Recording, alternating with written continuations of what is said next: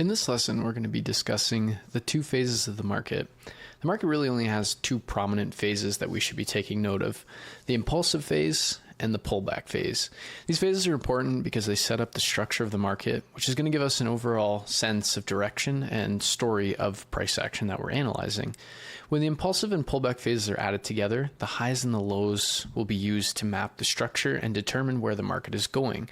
The highs and lows that create market structure will be formed by candlestick swing formations. So now if we look at the impulsive phase of the market, which can also be referred to as expansion, is classified as full volume pushes in one direction. This is where we're going to see the most momentum to the upside or the downside, depending on where the market happens to be trending at the time.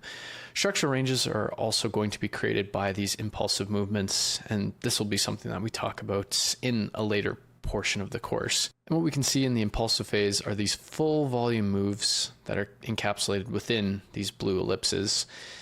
Now, if we look at it from a candlestick perspective, we can see that the candles that make up the impulsive move are very large bodied bullish candles, signifying that the market is heavily trending to the upside and that demand is pushing the market to the upside. Now, conversely, if we look at the sell side of things, we can see that we have full volume pushes to the downside, indicated in these blue ellipses. And similarly on candlesticks, we can see that we have full bodied volume bearish candles moving to the downside.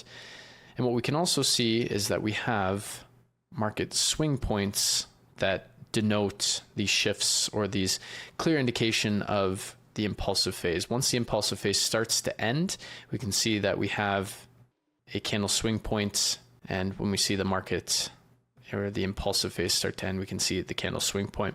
And this segues into the second phase, which is the pullback phase.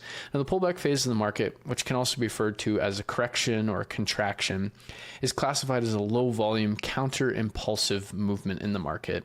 These pullbacks are what are going to lead to breaks of structure, and breaks of structure is something that we'll be discussing a little bit later on in the course. But the main thing to take note of is when we have an impulsive movement to the upside, what happens after we reach the maximum of that impulsive move is we start to pull back or move counter to the impulsive trending market. And what we can see is usually the pullback phases are much shorter than the impulsive phases. They can be quite wicky, where we have a lot of exhaustion with lots of wicks on either sides of the candles. But the main thing to take note of is that it is that counter trend movement that we can see inside of these red ellipses. And again, taking to the note of what I said in the impulsive phase, when we see this candle swing formation and we start to see the market pull back counter to the impulsive move, we can see that price is entering a pullback phase. And then similarly, when we start to see the opposite candle swing formation, this could be an indication that price is starting to enter a new impulsive phase. It's important to understand the difference between impulsive and pullback phases in the markets. That way we know if we are trading a trending market or we're trading a counter trend market or a pullback.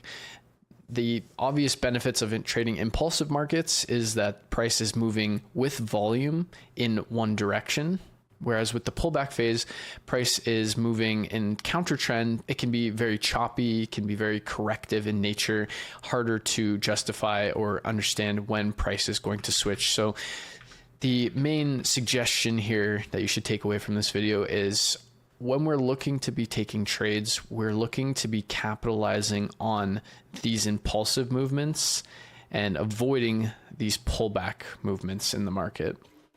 It's going to make your trading so much easier in terms of understanding direction, getting in proper trades that move in your favor, and staying alongside with the trend. But now that we understand the two phases of the market, we'll take it a step further and start talking about how we actually map out our market structure.